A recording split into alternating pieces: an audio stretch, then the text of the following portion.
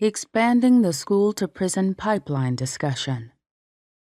In a 2012 report, Race, Gender, and the School-to-Prison Pipeline, expanding our discussion to include Black girls, I argued that the pipeline framework has been largely developed from the conditions and experiences of males.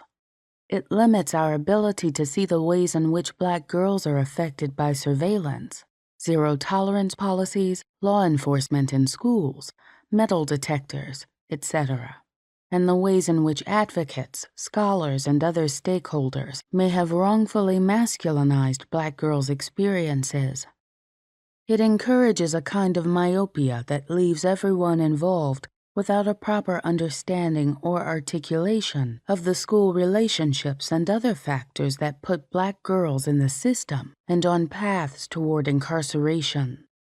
Literature exploring the school-to-prison pipeline is dominated by an investigation of discipline, and in particular, the use of exclusionary discipline, meaning suspensions and expulsions, among Black males, and largely obfuscates the ways in which Black females and males experience this phenomenon together and differently.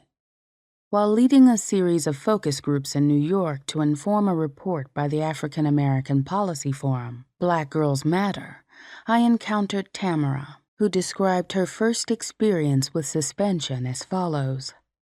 I was in the 5th grade, and this boy, he kept spitting them spitballs through a straw at me while we was taking a test. I told the teacher, and he told him to stop, but of course he didn't. He kept doing it. So I got up and I yelled at him, and he punched me in my face, like in my eye. My eye was swollen and everything.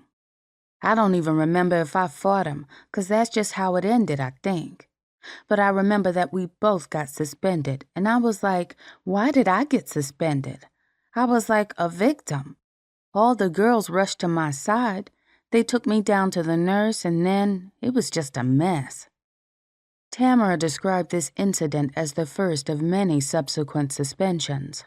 It sent her a powerful signal about whether or not she would be protected in school, and how she needed to behave moving forward. As she understood it, she was likely going to face suspension under most circumstances involving conflict, no matter the particular circumstances. The common approach in schools and outside of them for discussing this scenario would prioritize responding to his suspension, rather than equally responding to both. While patterns of exclusionary discipline have been found to produce similar outcomes between Black girls and Black boys, narrative-based research, the sort drawn on throughout this book, uncovers a more nuanced picture.